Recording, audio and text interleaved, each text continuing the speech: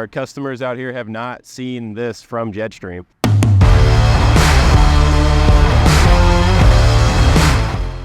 Hey everybody, I'm Jonathan Mason, Salt Lake City branch manager for our rental center here in Utah.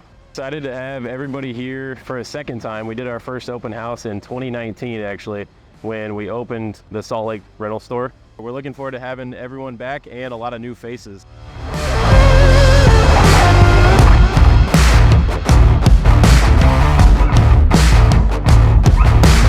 We are getting ready to test our new 700 horse quintuplex hydroblaster. We're running it with a few of our tooling, one being the H3 orbiter and our highball new rotomag. Also walking through some automation that we're going to be displaying. Looking forward to seeing our customers' reactions.